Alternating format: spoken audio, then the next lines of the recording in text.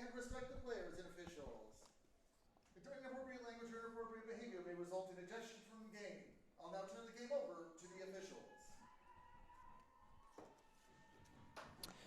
Well, welcome back, folks, to some more ACAA soccer action. Here at the Canada Games Fieldhouse today, we got the UNB St. John Seawolves taking on the Crandall University Chargers.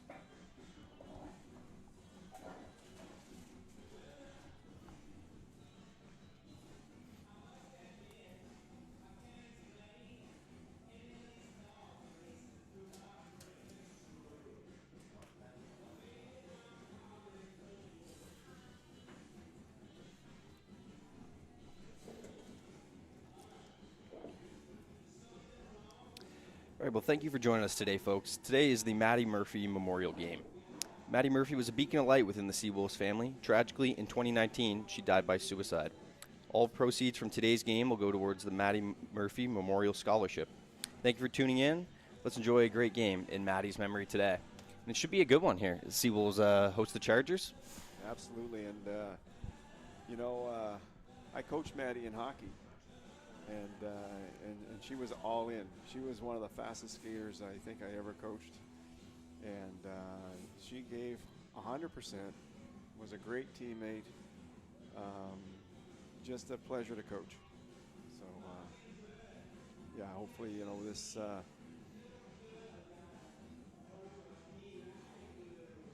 be some good proceeds raised from today's game for the Memorial Scholarship.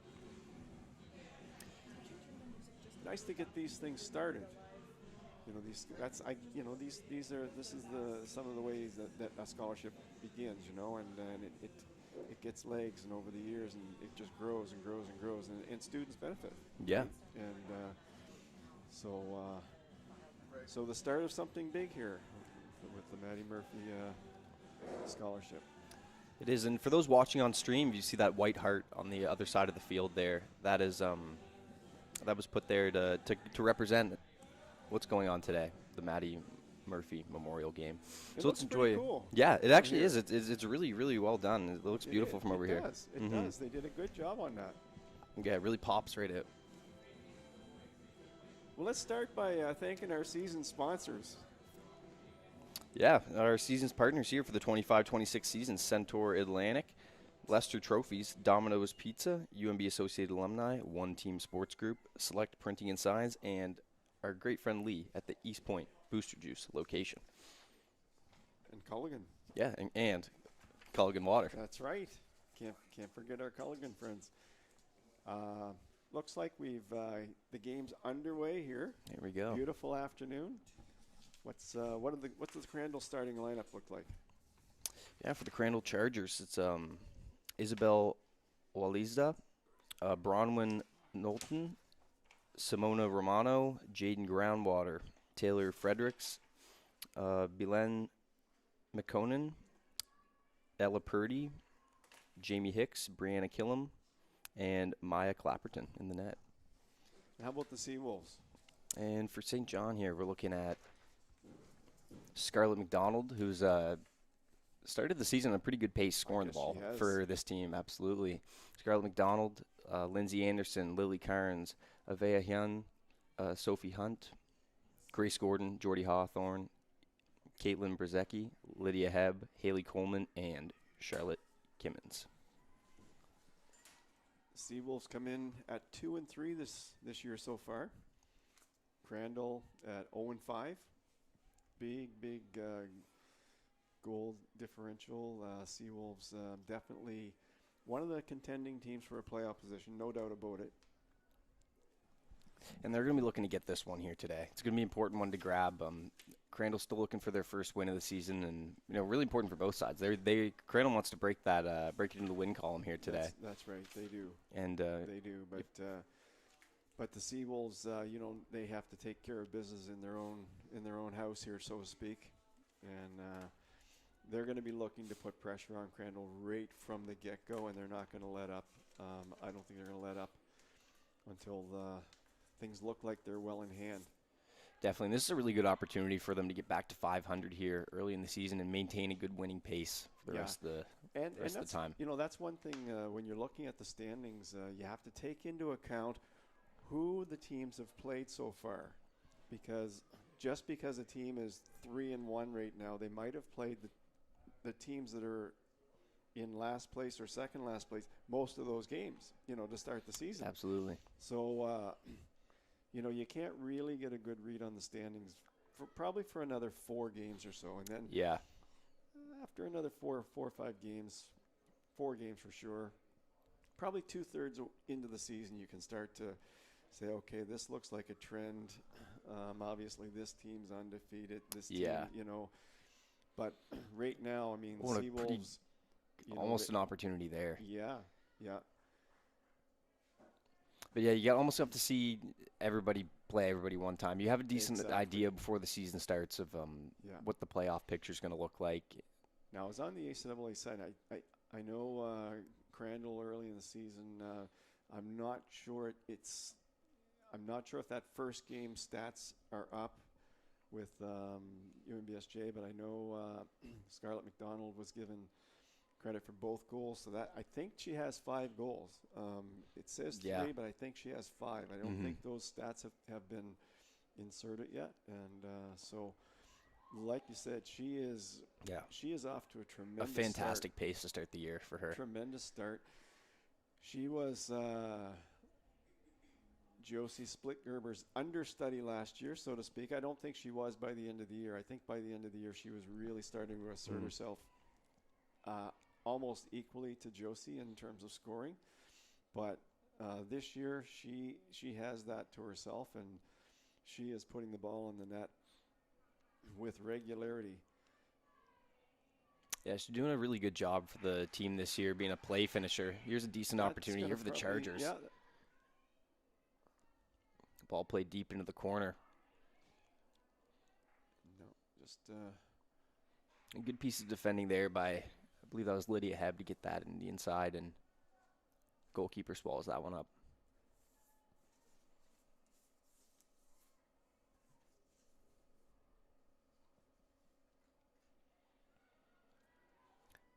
And the Chargers, you know, they I was going to count. It's been a habit of mine to count how many players are first year on a team, because that it's always interesting to see. If they have a lot of first year players, it means they're going to take time to gel. It's going to take time. It's not going to happen quickly. Yeah, it's difficult to adjust to going up a level in play right away, especially with a lot of younger teammates. The Chargers only have what I can see 4 first year players. So they've played together before, and I know last year they were quite competitive. So you know, maybe they're just getting off to a slow start here, and maybe they're going to.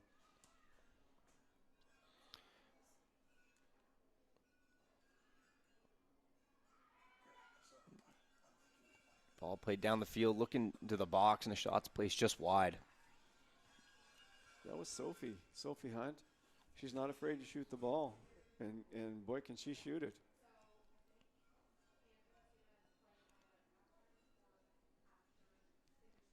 Well, if you just joined us, Crandall is in their yellow and with blue numbering. Seawolves are in their red and white. Predominantly dark today, red. A lot of sports going on this weekend if you're a Seawolves fan. Yeah. Yeah, yesterday, men's basketball team pulled out a victory against Ross A. Netherwood School in a preseason game. And right about now, actually, volleyball athletes are probably arriving and warming up for their first exhibition game. The women are playing at 2 o'clock today. Well, this is the season. Things are going to start to happen now. We're getting towards the end of September. Things are ramping up in all different sports now, and just like professional sports, you've got baseball, football, hockey. You know, they're all going. They're all starting. It's a fun time of year if you're someone like me who likes to park himself in front of a couch or down in a chair here and catch some games. The big debate in baseball is who's going to be MVP. Yeah. The American League, is it going to be Cal Raleigh or Aaron Judge? And I mean, both of them have had phenomenal seasons, but the inner Blue Jays fan in me would love to see Cal Raleigh walk away with it. Well, you could be looking at a World Series title, the Blue Jays. Yeah, I'm crossing my fingers. I asked my mom not too long ago what it was like when the Blue Jays won for the very first time, because she actually grew up in Toronto and was. She would have been part of that. Yeah, it was really just about a couple years younger than I am now when they won the first time, and she said it was the city was electric. Yeah, it was electric. He's not quite as crazy as that 2019 championship the Raptors captured, but she said it was up to that point had been one of the coolest times just to be in the city. Well, it could happen again this year. They need Bo Bichette back though. Mm-hmm. I don't know if they can do it without Bo Bichette in the lineup. That's a big loss for them. One of the best hitters in the league. Yeah. Maybe the best pure hitter, contact hitter in the league. That guy really. He is. Missed the last 20 games and is still the league leader in hits. So. Yeah, and the update is not. It's not a real positive update. Not what we love to see. Doesn't sound like it. Mm-hmm. Well, we've got a soccer game going on here. Yeah. Oh, here's Haley Coleman with a nice strike and a goal. Just in time. Just in time. Just in time. Haley Coleman.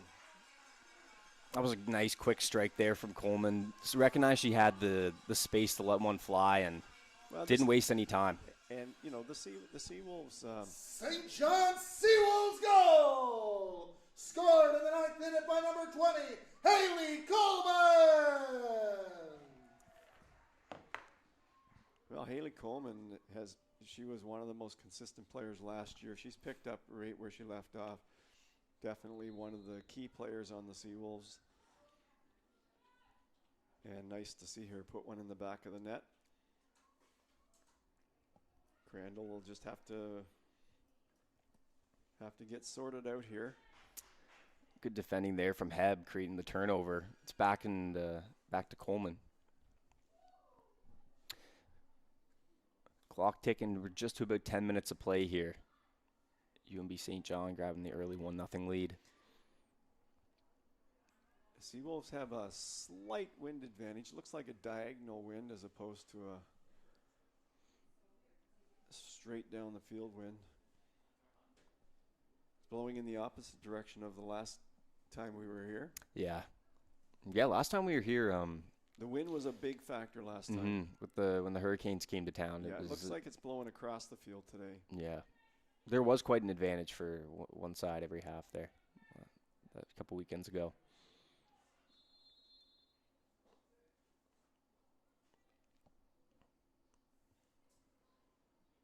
And the Seawolves, you can see their backs they're pushing up. The Seawolves are in offensive mode here today. Yeah, you can tell that they aren't satisfied with that early goal by Coleman there. No. Looking to break out and work down the field quickly. Broken up there by the Chargers. Here's Lydia Heb again winning the ball back for the Seawolves.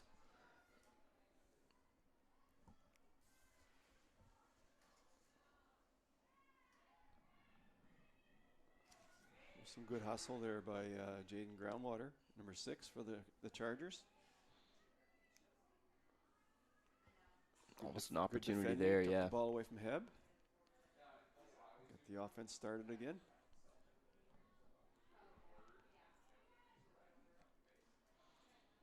Long ball sent downfield. There's a race for it, but it's broken up.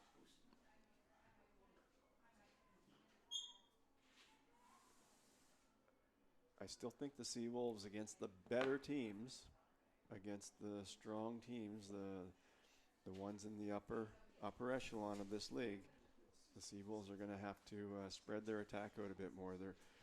They're collapsing into the middle. Oh, and there's That's oh my! That's in. goodness, what a nice That's cross. a beauty. That was a beauty cross. And that's Scarlett McDonald again. That's Scarlett McDonald. Wow. What a great ball. She knows how to put the ball in the net.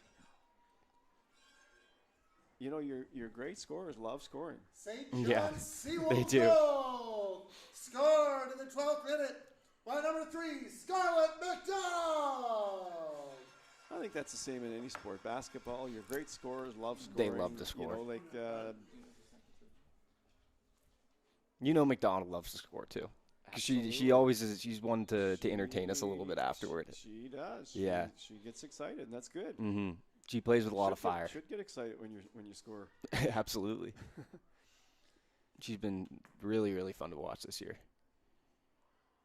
There's another pass broken up there. Crandall are going to have to get the bus legs out soon here.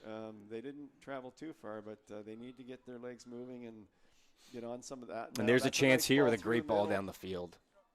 Oh, whistled offside. Yep, just offside there. Nevertheless, a good chance. Trying to break through there. 2-0 Seawolves early on. First 13 minutes, 2 quick goals by the Seawolves.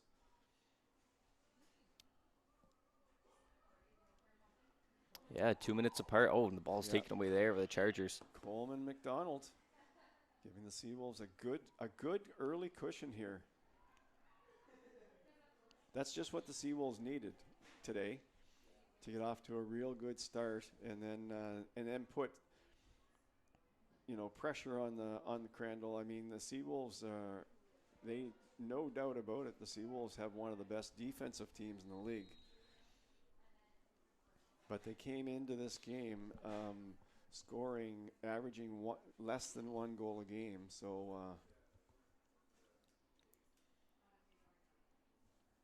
So it's good to see them put a couple on the board. Yeah, good to break the ice early. For the Seawolves.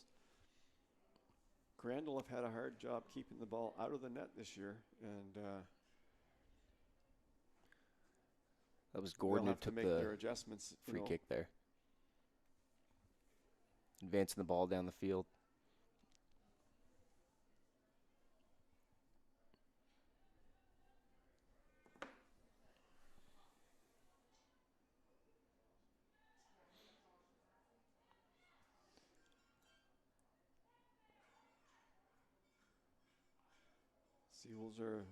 Seawolves are pressing hard. They're pushing hard. They're pressuring hard on the ball. First to the ball. Seawolves are beating Crandall to the ball. Another turnover created there.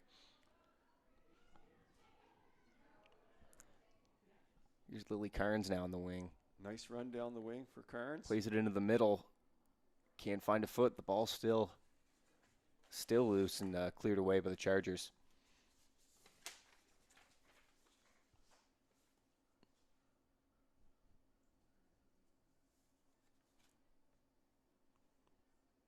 Here's Heb to throw it in. Sends it back into the box to the Chargers, and they look to advance the other way. Okay. That goes wide.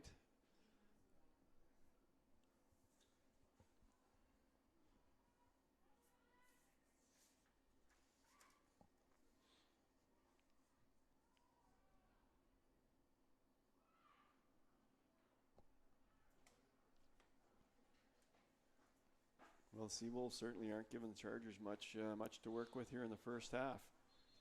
Lots of pressure on the ball. Shout out to our Booster Juice Athletes of the Week. For women's soccer, Lily Carnes. For men's soccer, Malik Garawi.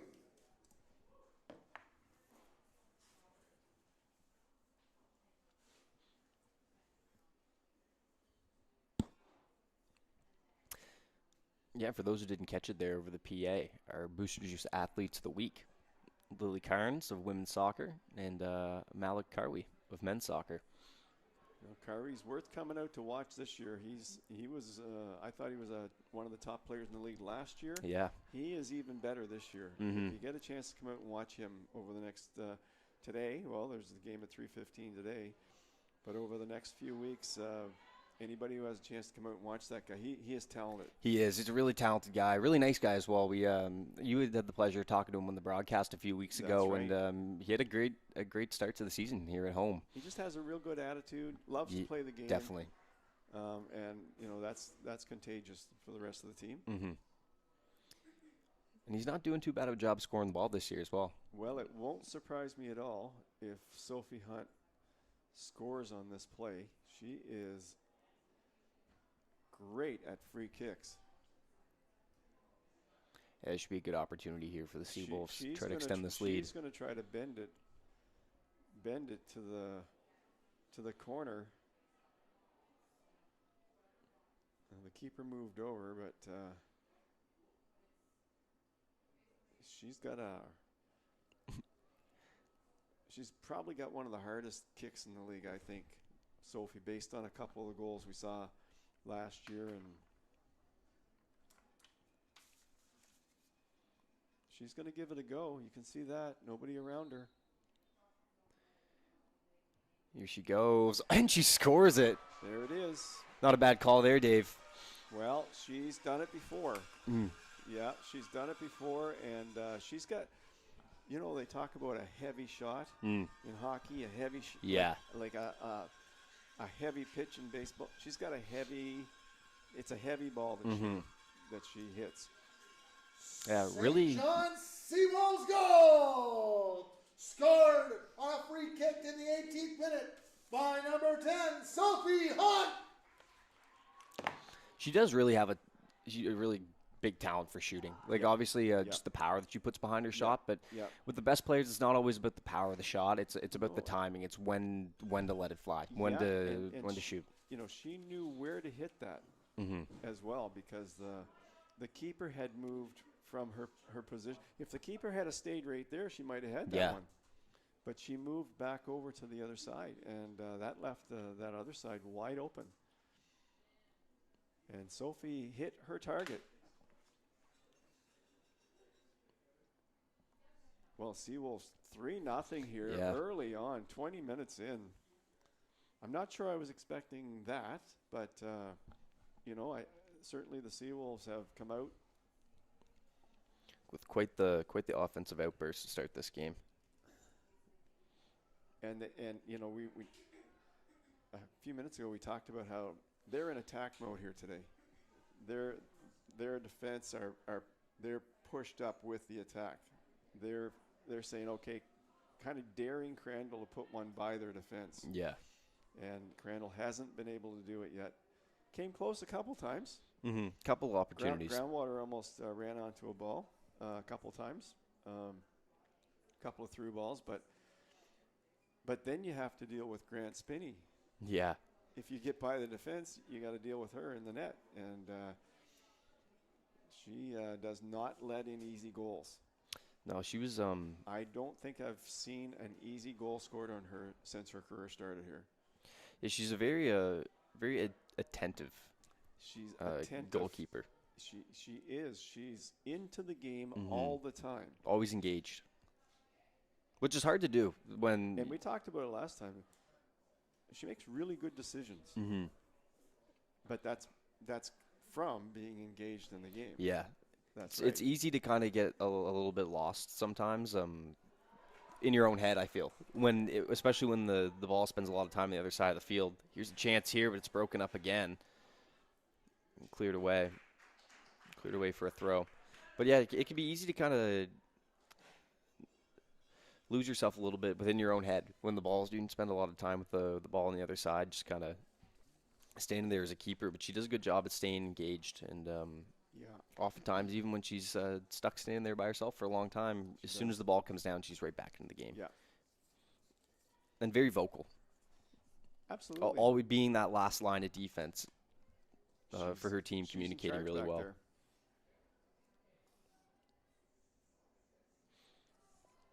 We just want to take a moment here. Look at this. Potentially a moment after this. Scarlett McDonald at it again. Had to hold my breath there for a second. Well, she's always around that ball. Yeah, we just like take this moment here to thank all the people who were a part of installing the beautiful White Hart there on the other side of the field that you can see on our stream. We'd just like to thank Gary Brown Sr., Home Depot at 55 Depot Court, JKL Home Services and Ken Cole, the Mattie Murphy Memorial Foundation, Operation White Hart, UNB St. John Facilities Management, and most importantly, Mike and Mindy Murphy.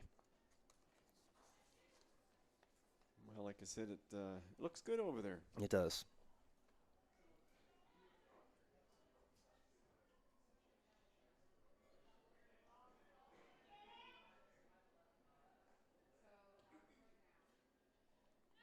Well, Crandall trying to get back on track here.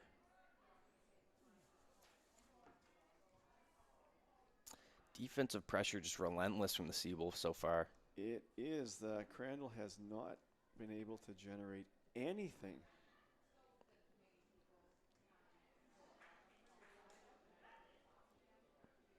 A couple of good give and goes there from Crandall, a good sign. The ball movement's definitely been a lot better for them here on this push. Good passing, quick decisions. Just haven't quite been able to get that one through here, but it's a good ball into the corner. And that's actually won back by the Seawolves. Hicks made a good effort there for Crandall. Yeah. But the Seawolves get this back.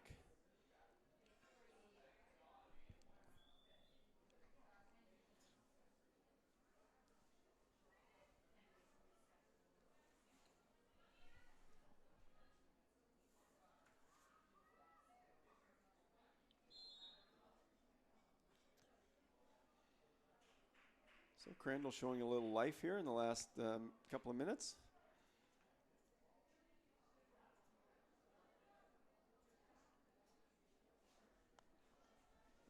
Looks like Romano's going to be taking the kick, number 5. Oh, if it was just a little deeper, it was just a tad. Just a tad deeper would have been great. Here come the Seawolves now the other way. Oh, that's a pretty good ball down the field, just a little bit too strong. Well, I'll tell you what, Crandall's defenders have to be sure-footed with McDonald's on the doorstep. Yep. One mistake and she can put the ball in the net fast.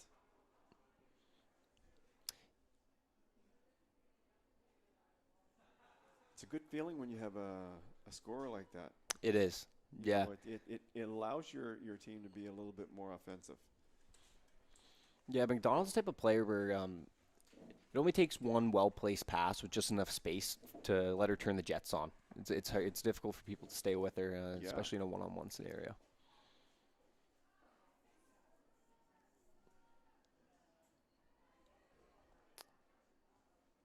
Chargers regain it, trying to maximize their possession time and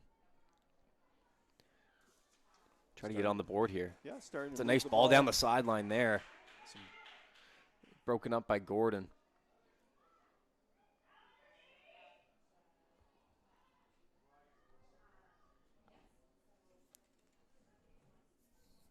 Yeah, Gordon's sure-footed back there.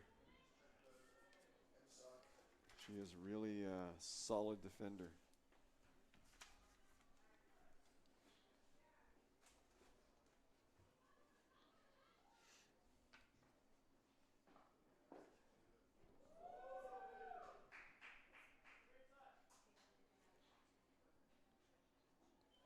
Chargers made up of mostly a New Brunswick lineup.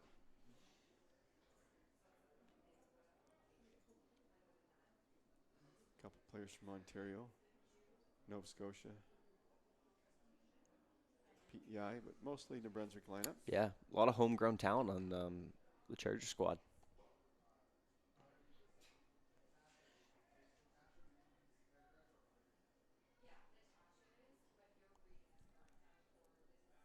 We're rolling up on 26.5 minutes here in the first half. Seawolves still leading it 3-0. If you're just joining us, not Scarlett McDonald, it was Haley Coleman who opened things up. Then Scarlett McDonald, 2 minutes later, put in the second goal, and Sophie Hunt added the third one on a beautiful free kick.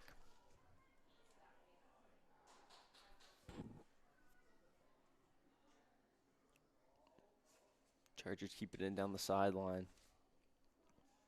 It's knocked down one for by a one for a throw.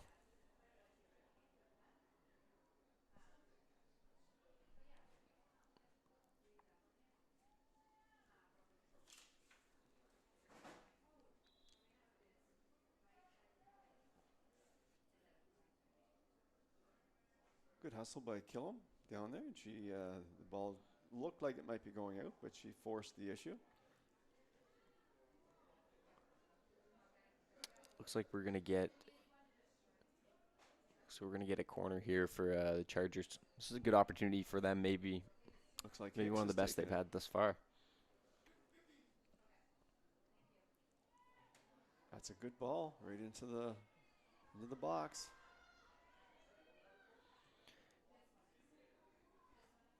Cleared out, but the Chargers take possession back.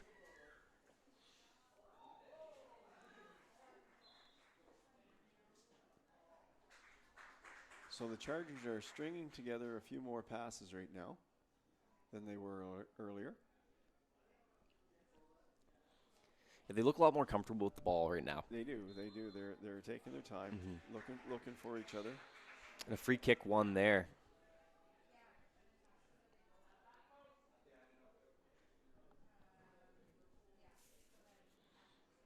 It's going to be Romano again to take it.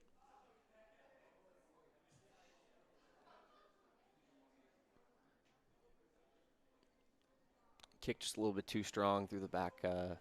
Yeah, I think back line she for a was goal looking kick. To put she was looking to curve that into the box. That just didn't go where she wanted to go.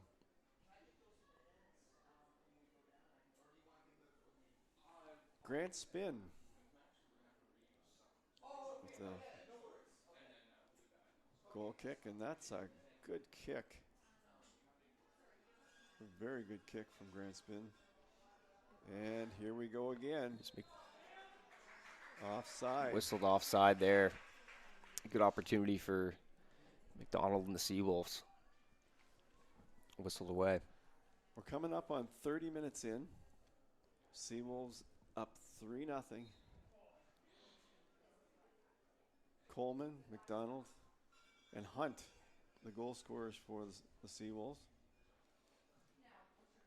Crandall look like they've been coming on the last. That's a good 5 or free 10 kick minutes. there. Groundwater has it. And a good ball down the sideline. She cuts into the in. Corner. Cleared away by Grace Gordon. That's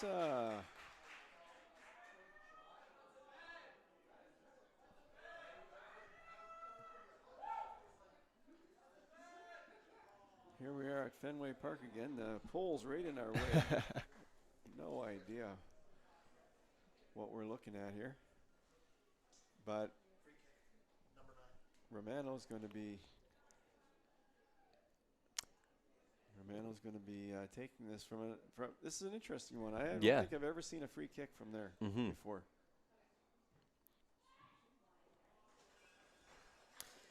Don't think I've ever seen a free kick. Yeah, I don't think I have either.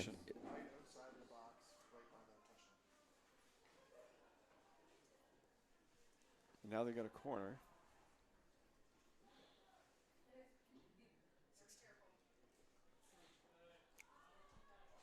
Hicks has taken that.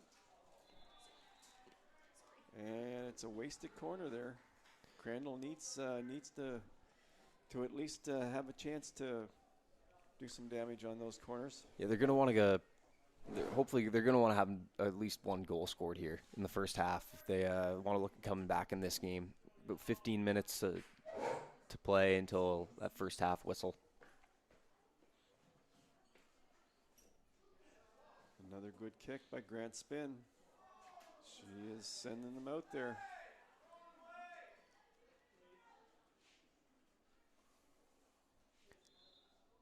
Looks like Heb's going to take the throw in. You mentioned she was Athlete of the Week last week. She was, yeah. That's not too bad. Not too shabby at all. Not too shabby at all. her attack on defense, a little bit of a strange saying, but to me, it's what it feels like, an attack on defense.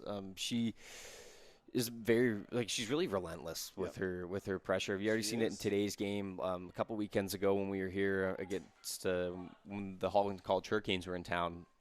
I mean, that's what sealed the deal for her Athlete of the Week performance. She did a great job just hounding the Hurricanes in their zone. She anticipates well. And you're right. She just does not let up. And the Seawolves in general have a really strong defense. Yeah. They play good defense.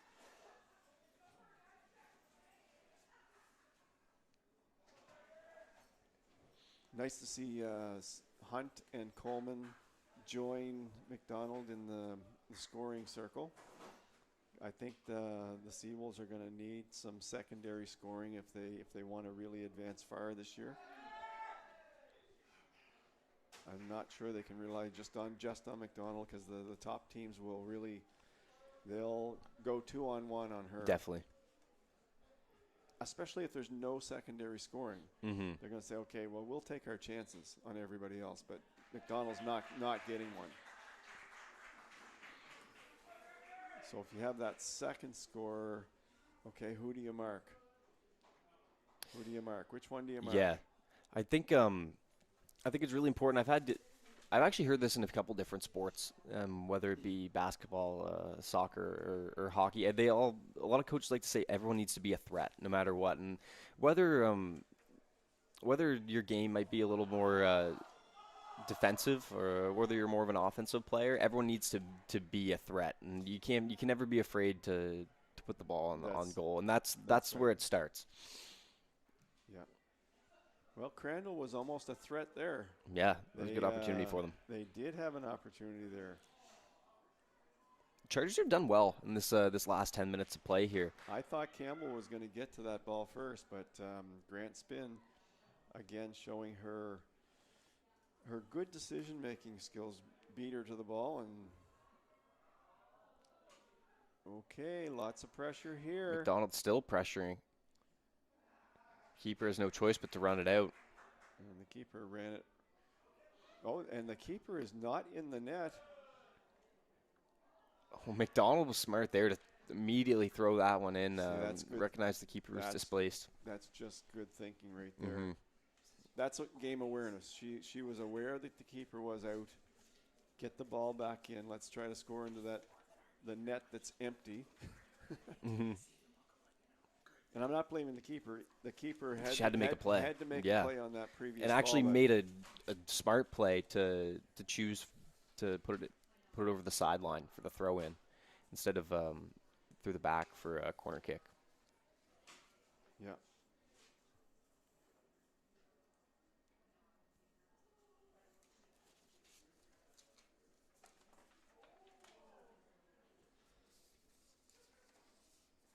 Yeah, that was good playing by Willizada.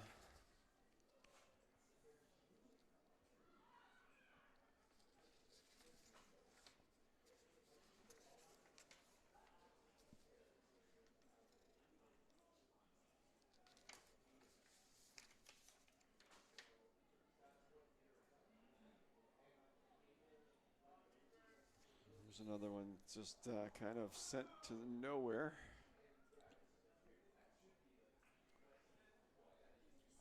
Wind picking up now, but it seems to be going cross field, not downfield. 36 minutes gone by. This is a ball that could be real dangerous for Gordon's going to take it. Yeah, let's say especially on the foot of Grace Gordon. This could be a dangerous ball for Crandall to handle.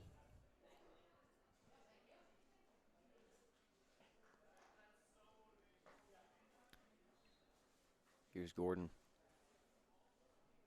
It's a good, oh my goodness, good strike there. It just sails only a few feet over the crossbar.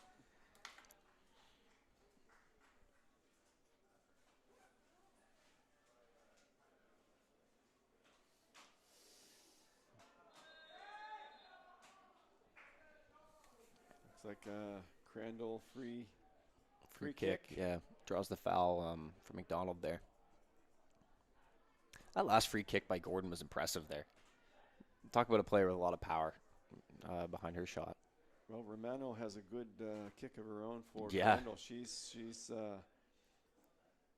sent a couple of nice balls into the box.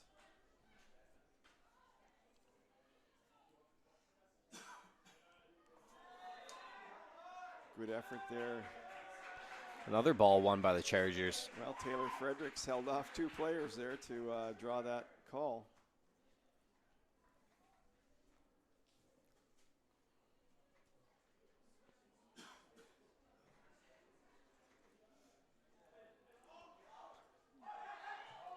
I think Gordon was smart to take that one. Yeah.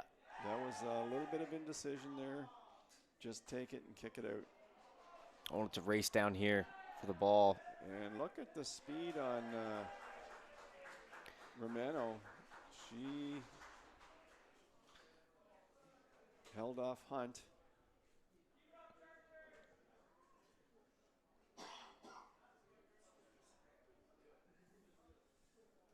Elizabeth has been a busy goalkeeper this first half. Yep. But the Chargers have settled things down. It's still 3-0. 38 minutes in. The Seawolves' chances are not as frequent as they were earlier in the game. Yeah, Chargers being a lot more disciplined with the ball. Been a lot more efficient with their passing.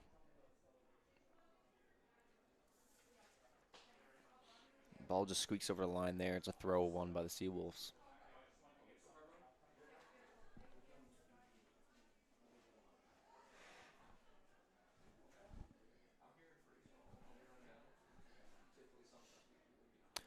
And here's Hunt once again. It's up, and I believe that hit the bottom bar of the uprights.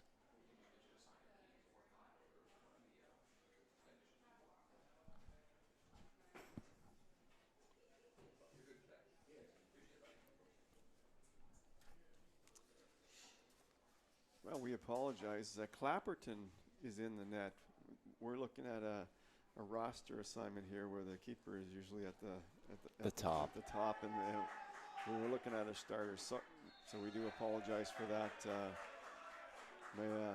Clapperton is in the net for the Chargers. Physicality of this game picking up in the late first half here. A lot of fouls drawn by the Chargers.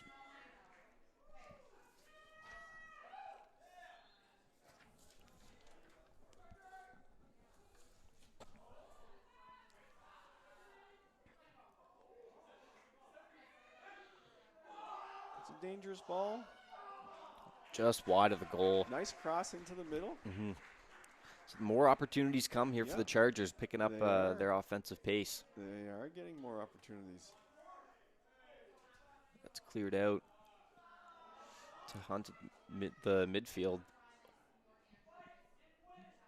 One back by the Chargers, sent deep. Gordon's going to try to run this down in the corner. Gordon's pretty solid back there. She's hard to take the ball off. When she decides what she's doing, she's confident back there. No question about it.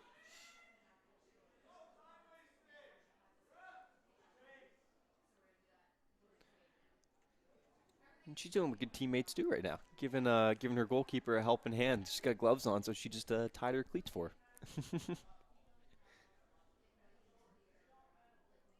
Yeah, you want your shoes tied, just become a goalkeeper. Yeah.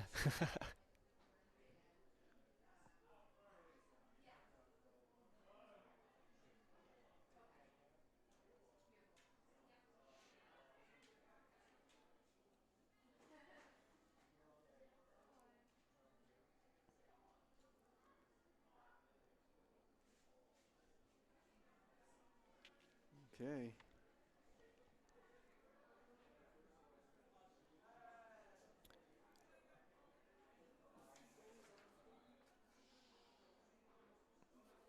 So it might have been a bit of an awkward landing there for the keeper in that last play. Still down. Yeah, and I only see one keeper listed on the roster. I mean, there's somebody, you know, that's playing defense, midfielder. Somebody has some kind of a keeper background on every team. Mm-hmm. You know, they're not listed as the keeper, but every team has a player who's played net at some point in their career. Hopefully this isn't a problem for the Chargers here today. Trainer out on the field. But she is up.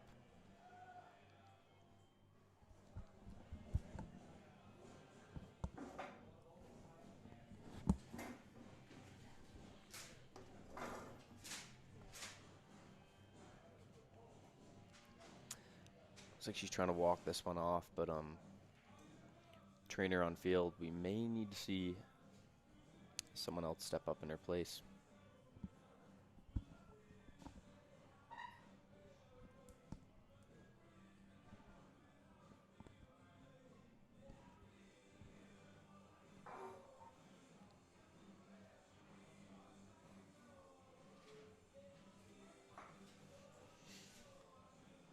Well, we know Clapperton from the play she's been making. She's a competitor out there. So if there's any way that she can stay in there, she will. When you beat Scarlett McDonald to the ball and knock it out of you're doing something right. Yeah. McDonald's fast. She's really fast for the Seawolves. Mm-hmm. It doesn't look like she is going to stay in this one. It doesn't. It looks like they're changing keepers here. I'm not sure who's going in.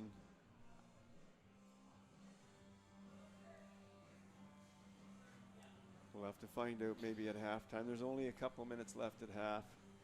We'll see who just went in for the Chargers. Well, Clapperton. Yeah, about 44 and a half minutes here. I didn't quite see what happened on that play. It just went to clear the ball out the sideline. And maybe a bit of an awkward landing. Connect it with the other, the Seawolf player. Okay, well, Crandall with a new goalkeeper.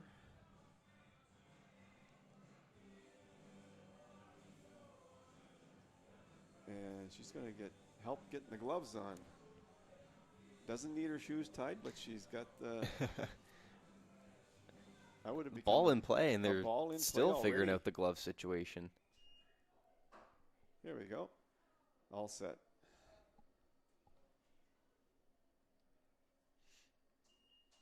Looks like the glove.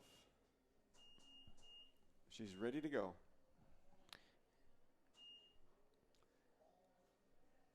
Does that look like Ramona? Did Ramona just go in net? Gonna have to try to pick up the rest of the jersey numbers out there. No, Ramona's still on the field. Yeah. Right there. I was looking at the ponytails. Here's a good opportunity now for the Chargers. Broken up. I just saw the long ponytail.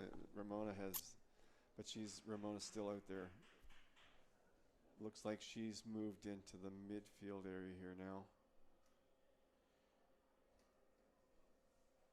At the top of the defense. No, she's settled back into their 4 at the back formation.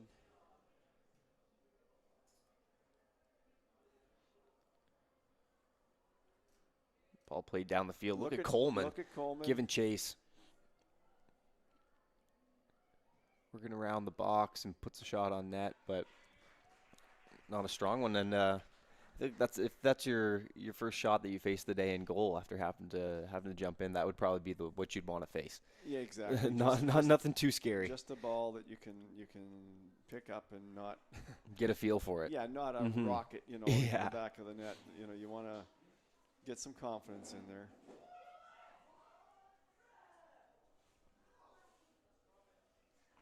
Yeah.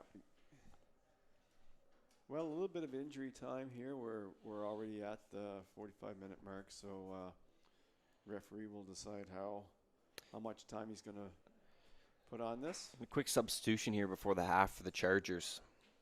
It's Taylor Fredericks going out, Lydia Noss coming in. Ball in the corner for the Seawolves, knocked out. The back line. Well, we've just been informed that Molly Jensen is the new goalkeeper for Crandall. So, but you're right.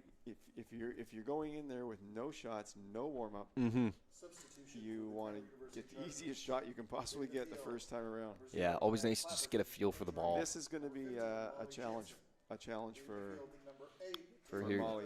You know, just coming into the game, no warm up. A nice corner there by Hunt. It's Gordon who tries to put the header on net, but can't do so. So Molly Jensen, first-year player. First year from Riverview, New Brunswick. You got to love that when players step up and do whatever's needed. Mm-hmm. You know, those are the players you love to coach. And those are the players. Nice pass down the field those are there. The players that create winning teams. Absolutely, yeah. The ones that are going to be they'll do whatever it takes for the team. You have a team full of those players, you have a winning team. You're going to be competitive.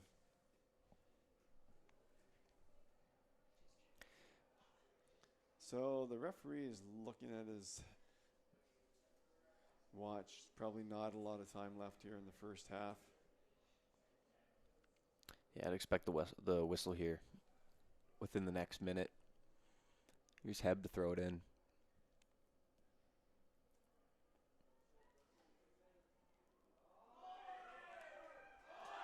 It's nice moves. Nice. Good ball in there. Beautiful ball. Cleared away by the Seawolves once again. Wow. Great opportunity for the Chargers there. Wow. Romano, 2 good moves and then a beautiful through ball. But again, grand spin right on it. Right on top of the play. Well out of her net to get that ball in plenty of time.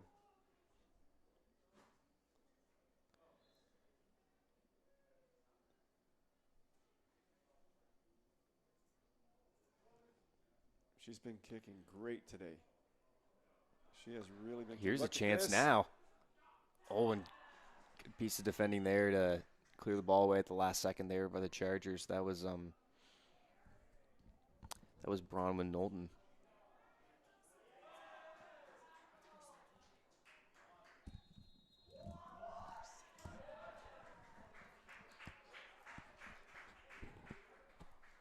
Well, we're 2 for 2 here, Aiden, in the first half. We've got Brasecki in the net for the Seawolves, not grand spin. They look so much alike from the booth. Yeah, from the booth. They really it's difficult to tell from up here. They play a very similar style, too. Like, they really do. So, get another player down here on the field for this time for the Seawolves. So we are definitely.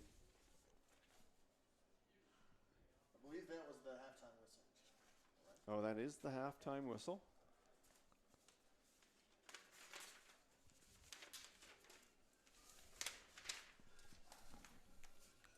And that's halftime. Your score in 45 minutes, 3-0 for the UNB St. John Seawolves.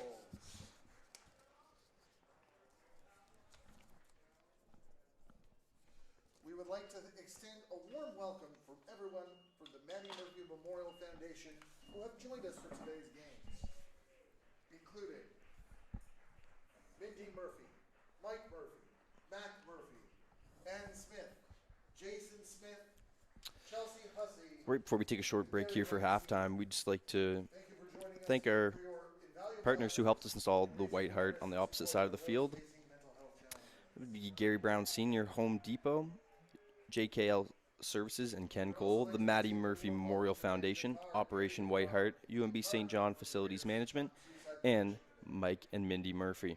Operation White Heart aims to raise awareness and combat the stigma surrounding mental health and suicide prevention. Who helped with the installation of the White Heart here in the Canada Game Stadium. Gary Brown Sr., Home Depot. So Seawolves leading it 3-0 here after 45 minutes of play. A strong opening half for the Seawolves. We're going to take a short break here, folks, and we'll be back for second half action here at the Mattie Murphy Memorial Game.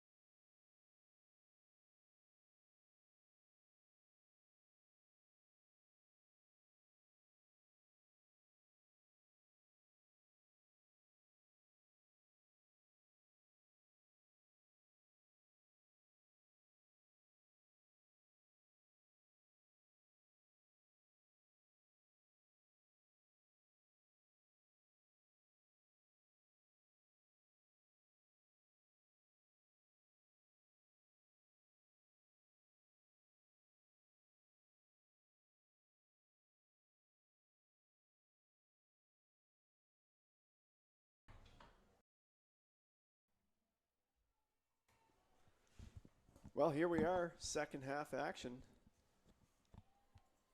The Seawolves and the Chargers from Crandall. Seawolves, of course, here from UNB St. John, playing at the beautiful Canada Games Stadium on the UNBSJ campus. 3-0 for the Seawolves, 3 early goals.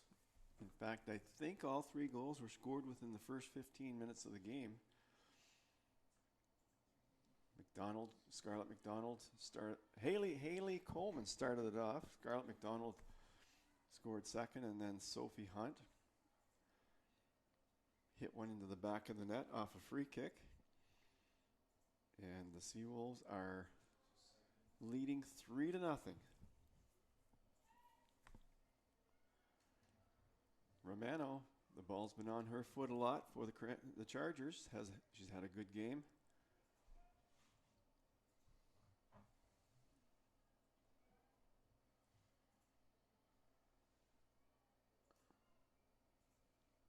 Seawolves just bringing the ball up. Crandall started to string some passes together in the first half, later in the first half. Seawolves, I think they took the foot off the pedal a little bit after the 3-0 lead. Maybe not playing with quite the same intensity that they were at the start of the game.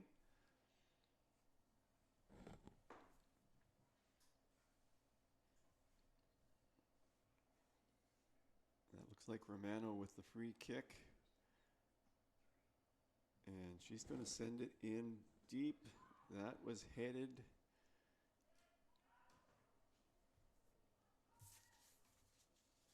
And the Chargers continue on. Look at this. This is a dangerous one. Oh, that's a good strike. Good strike, just wide. Don't see the number on that side. Far side of the field. 16. So Jamie Hicks with a really good chance there for the Chargers to get the Chargers back in this game early in the second half, but she shot it wide. That was a nice feed there by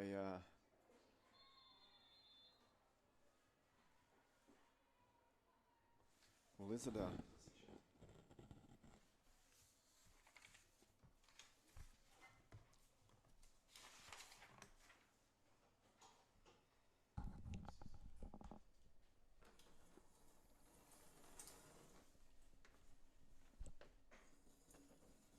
Gordon with a nice service out to the wing.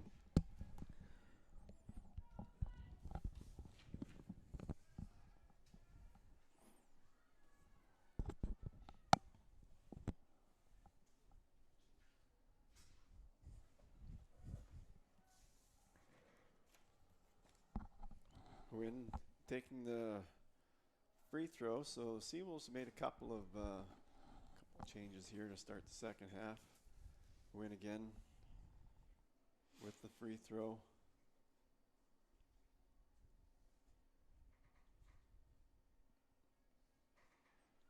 Brenton's into the game for the Seawolves.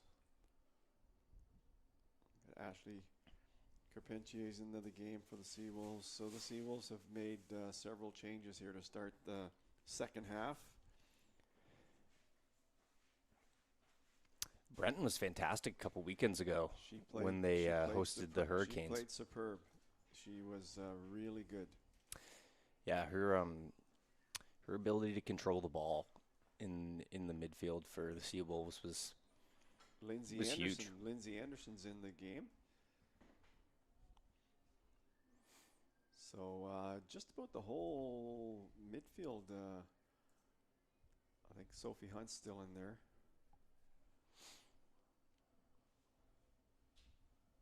You can make changes at halftime without using your substitutions. So that's why Coach PJ made the changes now. You don't use any substitutions. You can use more. You get 5 in a game.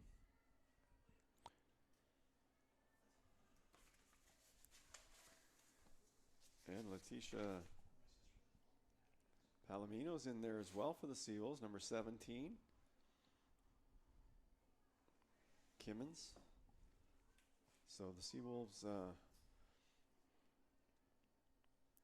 Not surprised to see quite a few substitutions out there. Like the end of that first half was very physical one.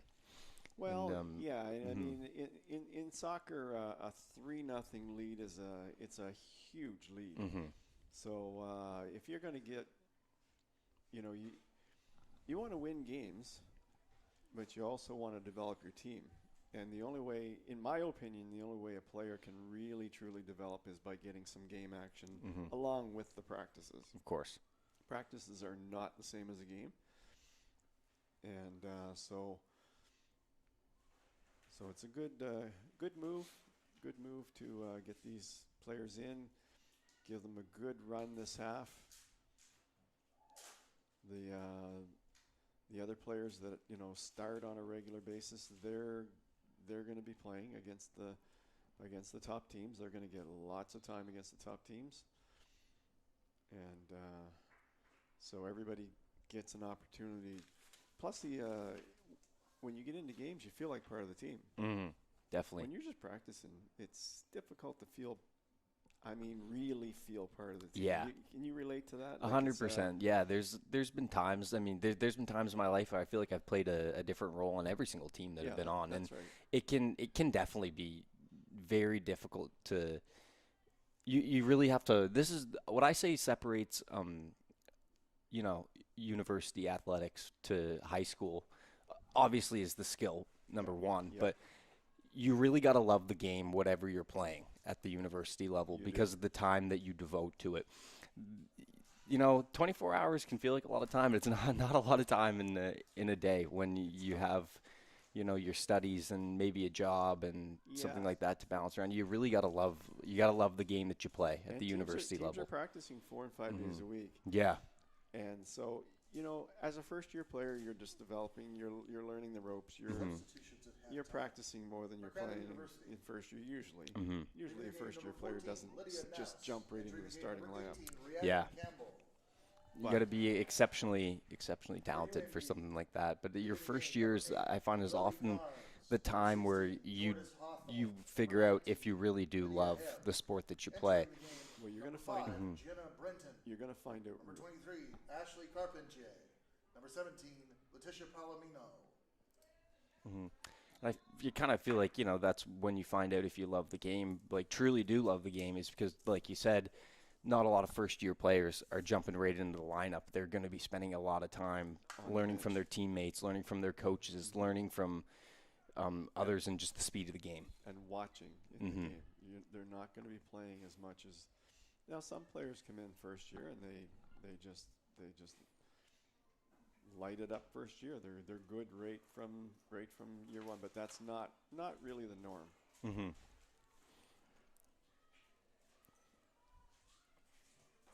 Oh, that's a nice ball, Chris. Nice. That Good piece of defending there to be able to deflect that out, but that's a nice ball there by Brenton. And Romano, we've mentioned her name many times today. She seems to be the core of this Crandall lineup.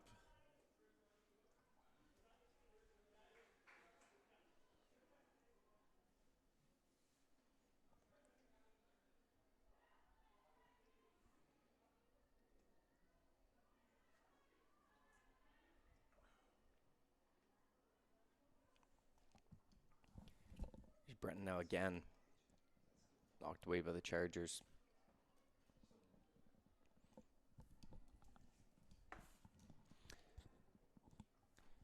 So Clapperton got hurt late in the first half, the keeper for Crandall, and was replaced by Molly Jensen, first-year player from Riverview.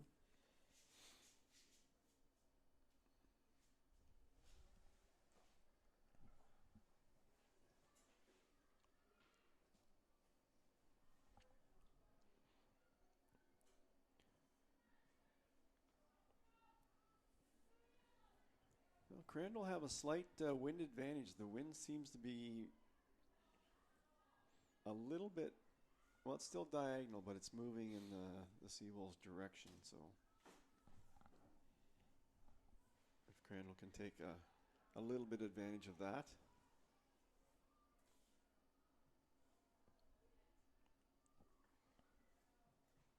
Oh, it was a nice play there by Haley Coleman, I believe it was, deflecting that goal kick attempt. Good mindfulness by the keeper just to pick it right back up. Crandall made some changes in the first half as well, or after the first half. A chase down for it here. Yeah, that's good. And a battle for it. Kill him. Good battle there. Yeah. Goal kick for St. John. Brzezicki is in goal for the Seawolves. Teams sometimes have a bad day, and I think we had our bad day in the first half of this first with the goalkeeping piece. Yeah, I'm still figuring out how to. I'll say read a stat sheet. Some might make fun of me and just say read in general, but we're doing our very best here up in the broadcast booth, trying to decipher some names. We were just make amends for that. Yeah. So apologies to the goalkeepers who were out there in the first half that we had the wrong names of.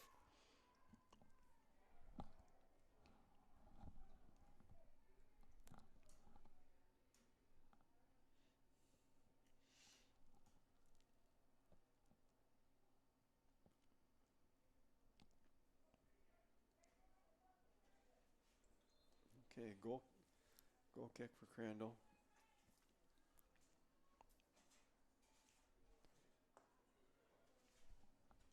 Played out to the defender.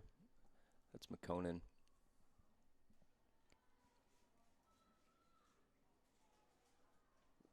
And some nice footwork down the sideline there by Jamie Hicks, but knocked away. The Chargers maintain. Gordon clears it out, and it's going to be another throw on the sideline for the Chargers.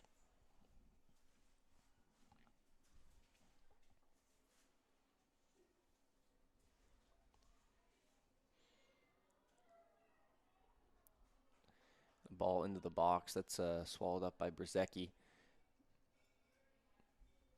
She holds on for a goal kick. Well, I'll tell you one thing: the Seawolves are in good shape in net. Two really good goalkeepers, and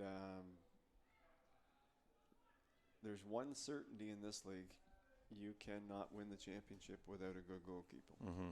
That probably applies to any level of play in hockey and soccer and whatever sport requires a goalkeeper. It's just so important. You cannot win without a good goalkeeper. Kind of like almost like the quarterback of your team. You can have a good team, but if you're weak in goal, you're not going to win the championship. Mm-hmm. I've never seen a good team with a weak goalie win the championship.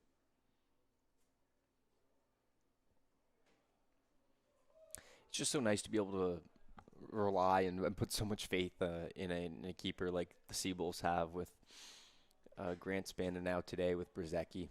Well, I don't think I think the hardest thing in sport is to have a weak goaltender behind you. You're always on defense. You're always thinking defensively. Yep. You're always thinking the worst. And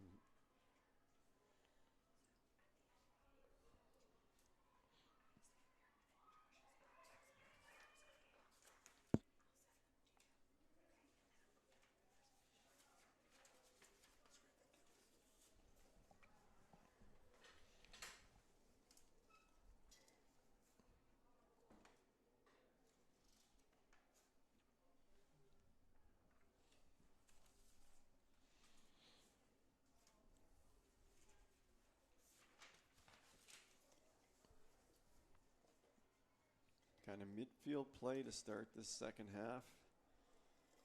Crandall with the one good chance down the wing. Hicks shot it wide. Here's Coleman now. Coleman's got the wheels. She can fly out there. She can really. Seals have a quick team, fast team.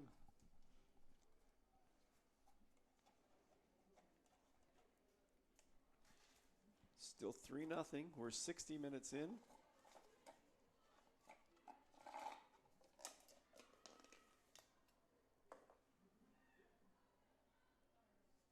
And the Seawolves have even with all the changes in the lineup, the Seawolves have developed a culture of hard work on defense. Mm-hmm. They are not giving Crandall a lot of space.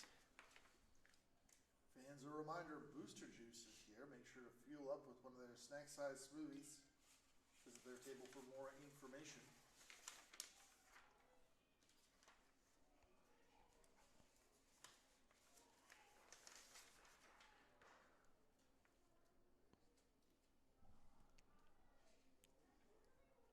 And you're right.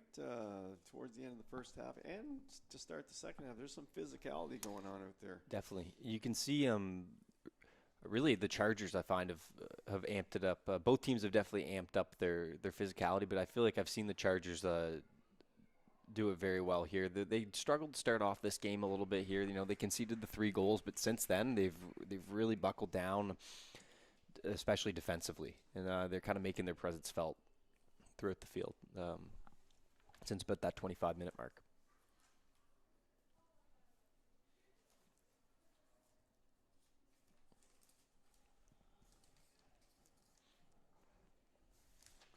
Well, Elizabeth, she went in hard there on that tackle. Hard-nosed player at the back for the Chargers. Fans, we'd also like to remind you that Gary McHarg, and Clint Gardner from the Greater St. John Suicide Prevention Community are in the grandstand entrance with a table, so please go check them out and see the services they have to provide. We have a moment here to talk. The theme of today's game at the Mattie Murphy Memorial Game is mental health.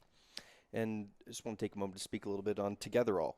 At UNB, the Together All platform is available to help students take that first step towards caring for their mental health. Together All provides 24/7 access to mental health resources and clinical support. For students who feel alone at university, it's a safe and anonymous space to get help from an online peer-to-peer community. Learn more about Together All and UNB's wellness initiatives at umb.ca.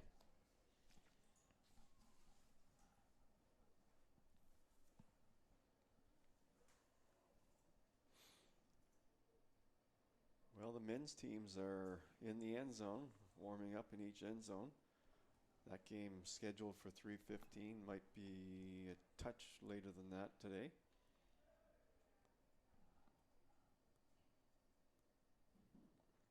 Oh, it's a nice ball into the box. Somebody. It was a really well-placed cross there. That was a well-placed cross. Yeah, 2 Seawolves at the end of that.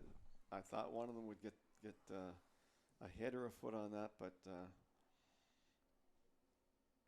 that was a good backdoor cross. Seawolves win it back here for a throw. Quinn just past the 64th minute now. With the toss in.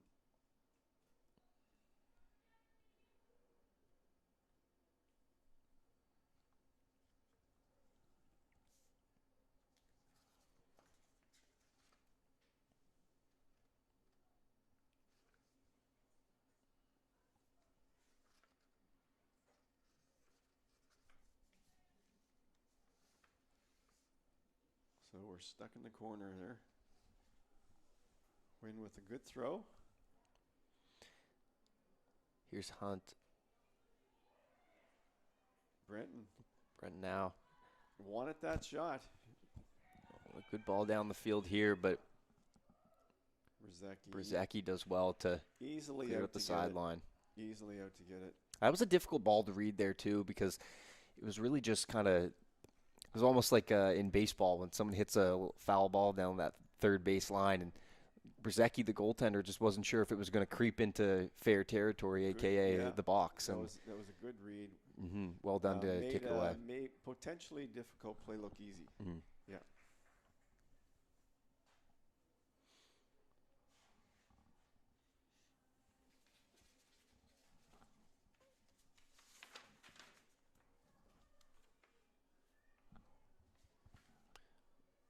Crandall still trying to generate a little offense here.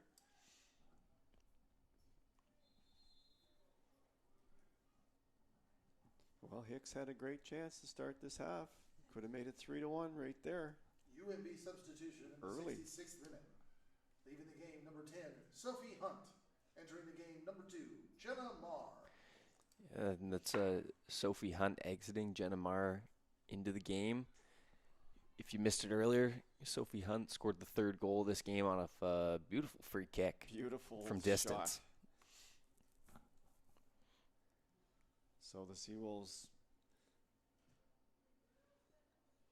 with 25 minutes left, starting to use their substitutions up. They want to make sure that everybody gets into this game and sees some quality minutes. And again, Brzezicki, just great anticipation. Very mindful. Out, making it look easy.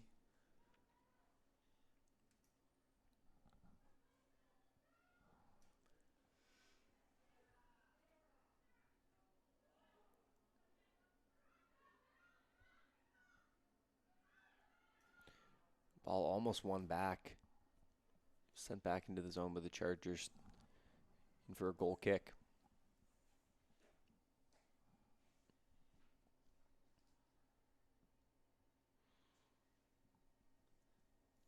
Well, the Seawolves not playing with quite the same urgency they were in the first 20 minutes of the game. They were really... Came out firing. They came out firing on all cylinders today.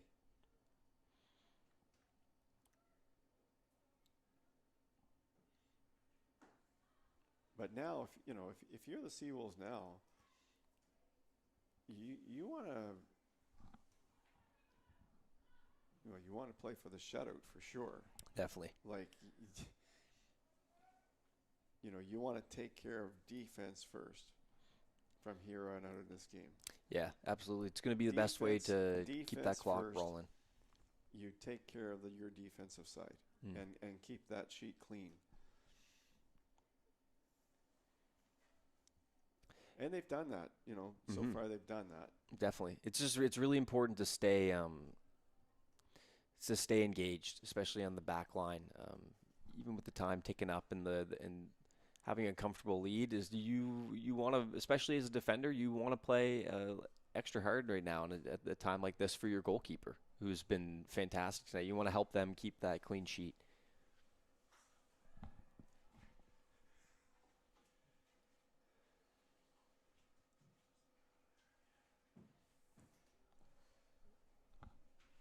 And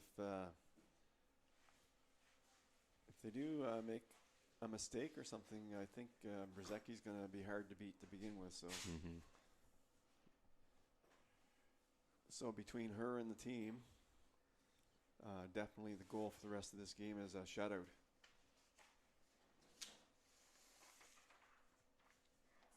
And that becomes a team pride thing, right? Like you want to get that shutout. You've got the lead. You want the shutout. Oh, and that one almost hopped over her head, but she recovered and got it. I'm not really sure how much experience she had prior to this game playing goal. I mean, the first person to jump up when your keeper goes down, usually, like you said earlier, has some experience, but she's done well, thus far. I think she's done really well. Yeah. Really well. I mean, to step in that net is not an easy thing. It's a big net. Yeah. It's not an easy job. And no, it's not. Credit to the Chargers as well. For really stepping up their game defensively here in this half. They've done a very good job. They've had a lot more possession. They've been a lot cleaner with the ball. They have, yeah. Much better play by the Chargers. Here's Coleman now trying to win this ball.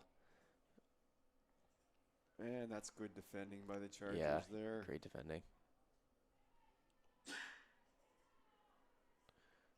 Fight for the ball, stays in bounds, and the Chargers look to work upfield. Just a little too much on that forward pass, and the Seawolves will take it back with a throw. Under 20 minutes now. And we got another substitution coming in. Looks... Purdy's going out. Yep. Ella Purdy out, and I believe... 16, was it? Crandall University substitution in the 71st minute. 14. Leaving the game, number 10, Lydia Nouse. Ella Purdy. Entering the game, number 14, Lydia Nouse.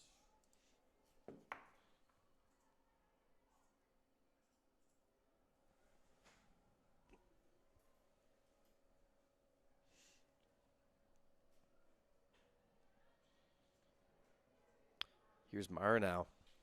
She's got the wheels. She can really fly. One back by the Chargers. Good defending there. That's Campbell. And I would rate Mara as one of the hardest working Seawolves on the team. She is on it when she is on the ball. If it's a 50-50 ball, she's going to win it more often than not. I love the way she plays.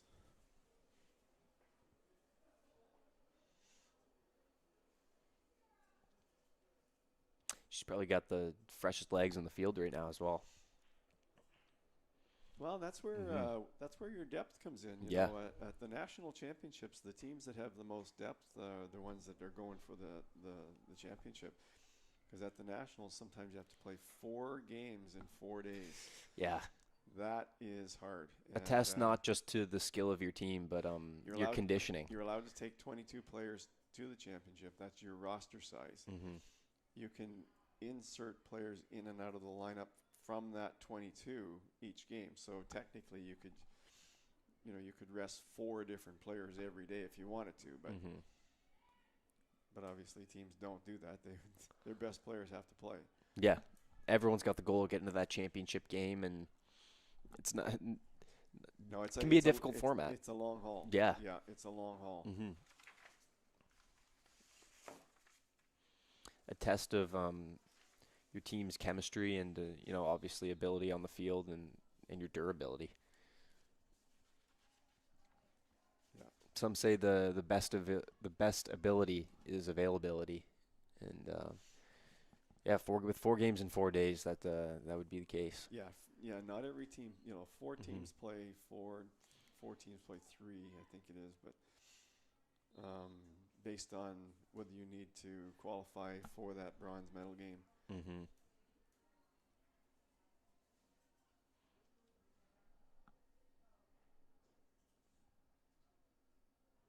Yeah, you lose your first game, you're in that qualification, bronze qualification point at that point. You have to play 3 more games if you lose your first game. Well, almost a good look down the field there, broken up. Flagged to be offside, I believe.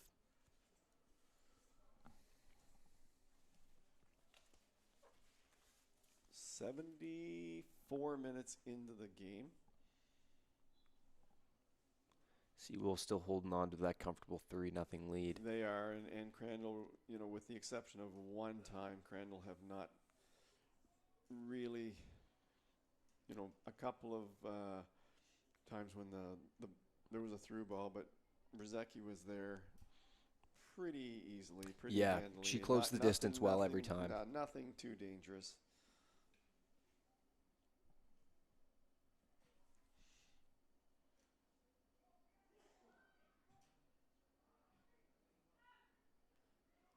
Win with the ball.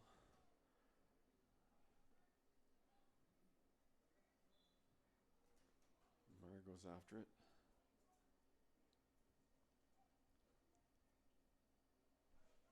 So the tempo has slowed considerably here in the second half.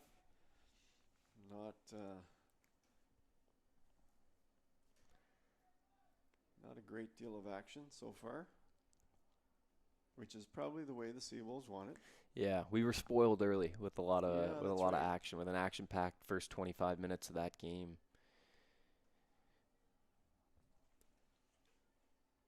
Been a lot of play in the midfield since.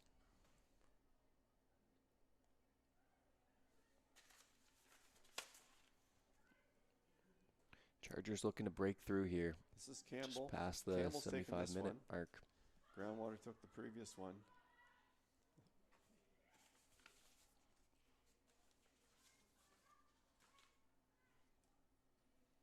And Quinn looks like the designated throw-in artist for the for the Seawolves when she's on.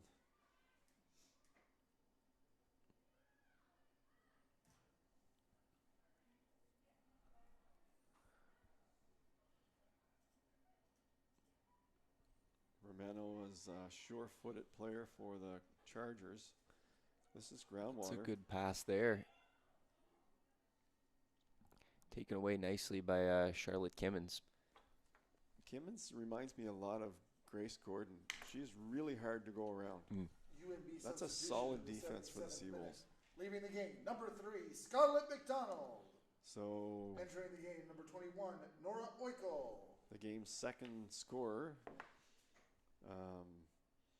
now has, by my count, 6 goals on the season. Yeah, an impressive total. That's what I count. Now, again, that first game at Crandall, I'm not sure that's been put in the stats yet, but I guess my point is she's scoring with regularity this year. And yeah. And that's the Seawolves are getting a big boost from that.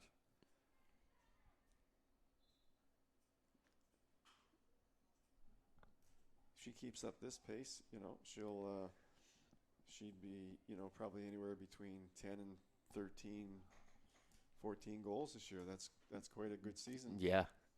I wouldn't be surprised at all to see someone like Scarlett. I just read the name Charlotte on the page. Scarlett earn all conference honors this year, to be honest. Right. Yeah. Probably a goal that she has for herself in the back of her mind, too. If you know Scarlett, you know she's a high achiever and wants to be. She has high goals for herself, and she definitely works very hard towards them. Well, she got herself a goal today. She's on the bench now in place of Oikel took her place. Nora Oikel, first-year player from Liverpool, Nova Scotia, getting into this game. She'll have about 13 minutes of action here.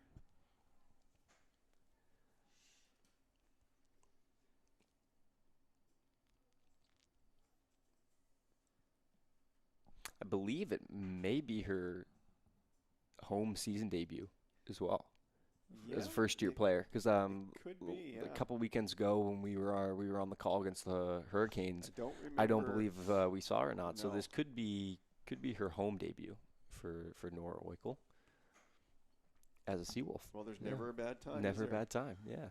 Never a bad time to make your debut.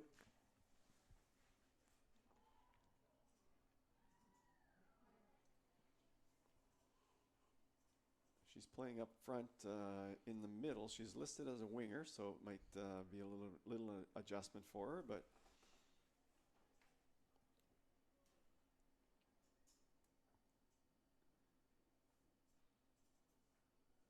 usually players can might take a little time, but you can make an adjustment.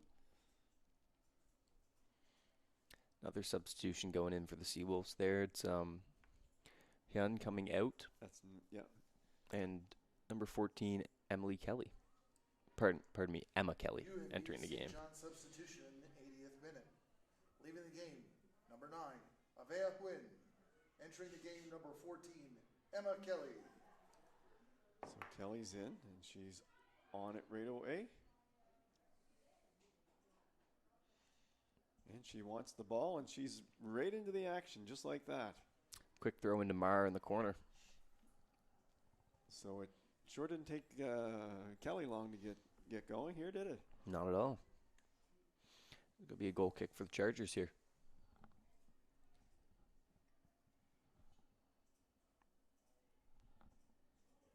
Whoa, that was a dangerous play, and that could... Yikes. Coleman's able to save it. Centers it in. Oh, she's brought down. That was a hard collision. Hard collision. That looks like Romano down. That was a really hard. Wow. That was a hard collision between the two. Both players going for the ball. Yeah, that was a tough one. Well, I'm going to take this opportunity while they're attending to her just to thank our season sponsors: Centaur Atlantic, Lester Trophies, Domino's, UNB Associated Alumni, One Team Sports, Select Printing and Signs, Booster Juice, East Point Location, and Culligan. Great sponsorship lineup,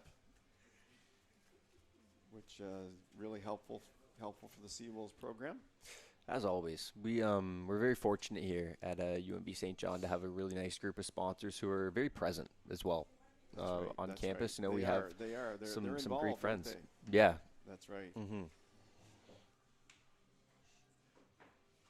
Well, we also have for any student listening, we've got counseling services. UNB Counseling Services facilitates the academic and personal development of University of New Brunswick students by providing a range of free short-term mental health services to all students, including grief, anxiety, relationship concerns, and stress counseling. It's a nice program to have. It is. Yeah, the theme of the day being mental health and the Mattie Murphy Memorial Fund. And we have our Indigenous counseling service as well. And it's, it says at UNB, you never have to be alone on your journey.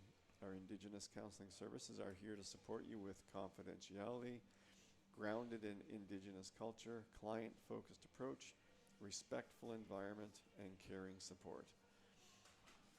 If you'd like to make an appointment, you can visit UNB St. John Indigenous Services on UNB intranet, by email at i.ross@unb.ca,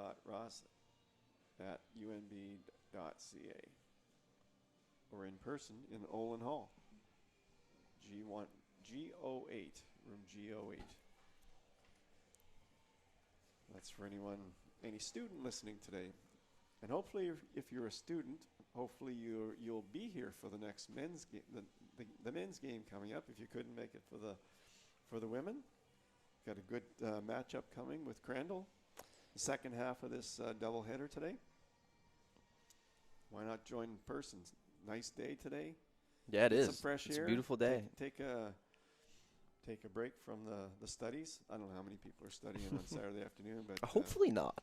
No, hopefully they were, exactly. as the typical student does. They don't procrastinate. They do all their work right away during the week. Exactly. Yeah. I don't think there's a student that would wait until the last minute to do their work. Especially not me. No, of course not. Of course not. Well, it looks like I think that's Romano. I'm pretty sure that's Romano. That was part of that collision there with Coleman. Yeah, it looks like she's able to walk off with a little assistance there. 84 hopefully minutes. Nothing too major.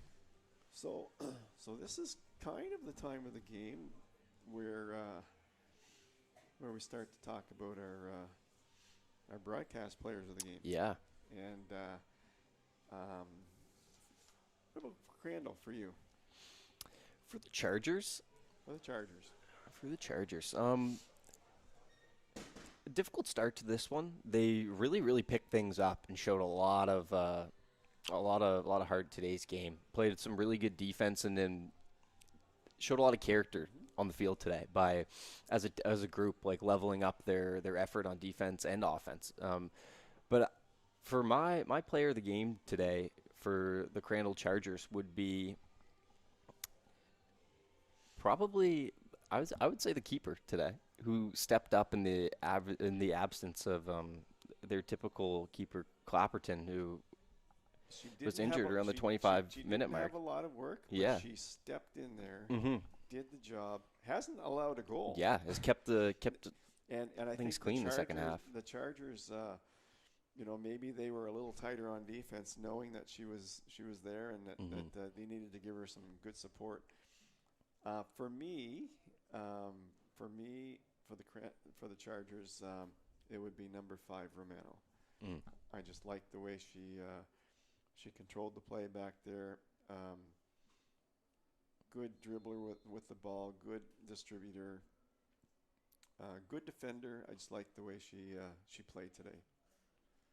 So she did a really good job in the back line for them. We've got a couple of good choices there. Mm-hmm. So. Now, what about the Seawolves? The Seawolves today, there was a couple of really exciting goals scored early on. I really liked, even though she wasn't a goal scorer, I really liked the play of Grace Gordon on the back line today. I felt like you said it earlier, just how difficult she is for someone to get by her. She did a really, really good job on the back line. She controls everything back there. She really does. She did a really good job. But I think overall, my player of the game today, I'd probably go with Sophie Hunt. That was probably my favorite goal that was scored today. Well, it was such a amazing shot that she put on net there, and not the only one. It's funny you should say that, because sometimes the player of the game, for me, is kind of over the broad game. But I don't know, when you see a goal scored like that, it's just like, oh, there's my player right there. Yeah, it's a play like. She just made that play look so easy, and that's not an easy penalty shot to score on. You got to elevate over a wall. It was definitely from outside the 18-yard box. Mm-hmm. And it was. I don't know exactly where it was. Probably around the 25-yard mark. Yeah. And it was just beautiful placement, and made it look honestly made it look easy. But I do agree with your Grace Gordon assessment. I mean, yeah. she's the heart and soul of this team in the backfield. She is controlling everything, and so I think over the span of the game, I like Grace, mm-hmm. but for that one kick, I like Sophie. So not an easy choice today. No, at all. I mean, McDonald had another good game, scored a goal today. Haley Coleman, you could talk a lot about. And sometimes, like players like McDonald, sometimes when they're scoring every game, you start to take it for granted. Of course, you become accustomed to it. You become accustomed to it, right? And so, she may not get the accolades that she deserves, because scoring a goal a game is not easy. Not at all. Very few players even score 3 goals in a season. Mm-hmm. You look at the league stats, you're going to find very few players who score 3 goals this year. Yeah. So, here's Coleman. Look at this Coleman. Yeah. The keeper just jumps right on it. I think, that's a penalty. And a shot. kick awarded there. So Coleman might be looking for her second one of the night here in the 89th minute. If she gets her second, that I'm telling you that because Haley Coleman always plays well. Yeah. I don't think I've seen her have a bad game. Mm-hmm. And so a second goal in this game, I guess we'd have 3 contenders then. Oh, but it's not. It's Brenton, actually. Like Brenton's going to take this. Well, she must be one of the best in practice at taking penalty kicks. Now, what's going on here? Oh, it's just outside the box. Yeah. Okay. So this will be a real test for the keeper as well. Oh, yeah. Mm-hmm. Yeah. This is going to be a tough one for the keeper, I think. Now, having said that, the shooter has to get the ball past mm-hmm. the wall. Yeah. There's a lot of different things that come into play. That's what I liked about Sophie Hunt. that ball didn't touch anybody. Yeah, that went perfectly placed. It was, and so, and when we're looking at the wall right there. When you have a wall like that, where do you kick it to? Right? Yeah. You have to. And as a keeper, you're almost screened a little bit by, sometimes the wall, your own players. By the wall. And that's why, a lot of teams go for tall keepers, right? So the keeper can see over, and on corner kicks, they can get up above everyone else. Yeah. Right? And grab those balls in the air. So,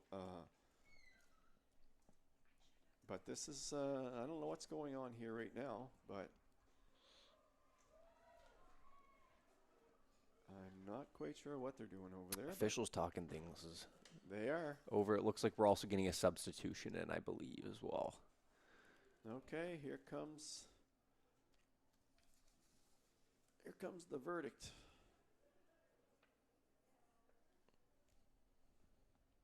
Okay, so Haley, she's the one who went down.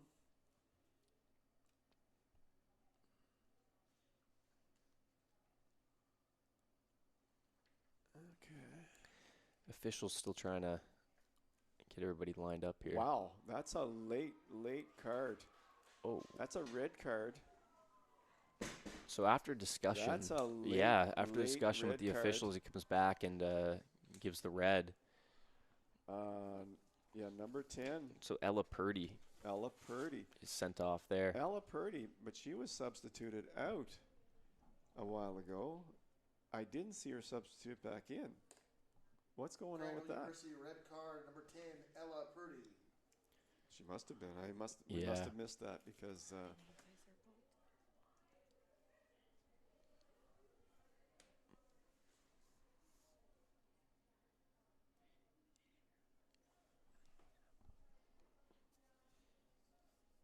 Well, Aiden, I have to tell you, I totally missed what happened there to see how that red card was formed. There's obviously some debate between the officials there on the foul that was that was called, and now we don't know. And we know Jenna can really send them in there. Yeah, and she does. Jenna That's Brenton. Another beautifully placed ball. A lot of really nice composure shown. Made that look easy. And UNB St. John Seawolves goal scored in second half stoppage time by number 5, Jenna Brenton. She just bent that ball around. Didn't try to overpower it. Just put good placement on it. Really good placement on that. And just froze the keeper. But as you say, sometimes when you're a small keeper, the wall is actually, it blocks your sight. So depending on the placement of the shot, you can kind of hinder your ability to see. 4-0. Make a good read. 4-0 for the Seawolves. This one, that's a nice move turn there by Groundwater. And it was number 6 there, Groundwater. Yeah, Jaden Groundwater. Kind of gave it away after that, but in second half stoppage time, leaving the game number 20, Haley Jenna Coleman, Marr. game number 22, Charlotte Kymans.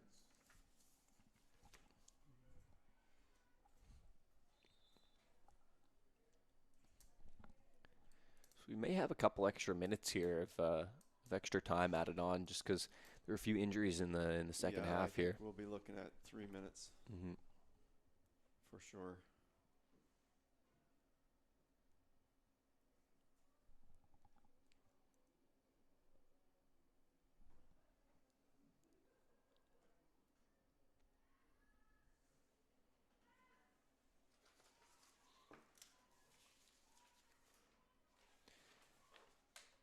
Seawolf still applying pressure. Here's Brenton with a shot. It's blocked.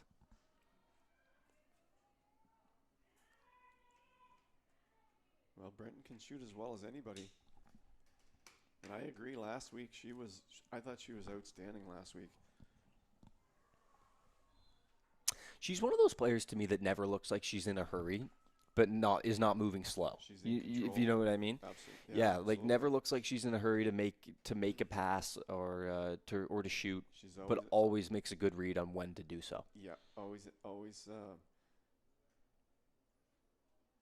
playing at her own pace. There's no question the Seawolves are a very good defensive team, and good defensive team with two good goalkeepers. That's a recipe for success. No question about it. Always makes things easier when your back line understands the game at a really high level. Mar was looking to turn on that one. Look at the work though that she puts in. Wins the ball there. Pays off. Renton with it now. Has it taken away.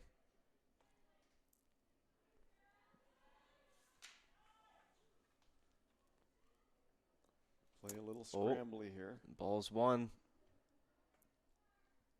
But the Chargers are able to take away the top of the box.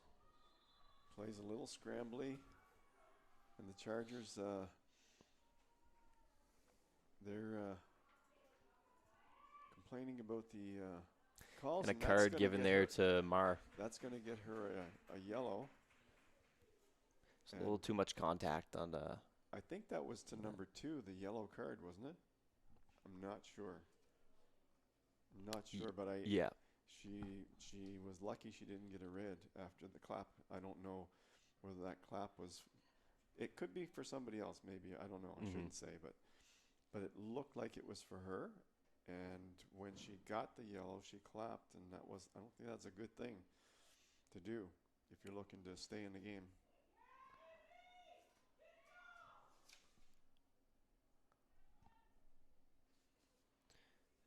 Time winding down here, and the Chargers just trying to make one more push to get on the board. Good opportunity. The cross is up and in. Well cleared. It's headed away. That's Emma Kelly. Well cleared. Substituted into the game in the second half. Emma Kelly, good job on that one. In good position, facing the ball, really good position to Seawolves continue to just put a blanket over the Chargers. They're not giving them any time.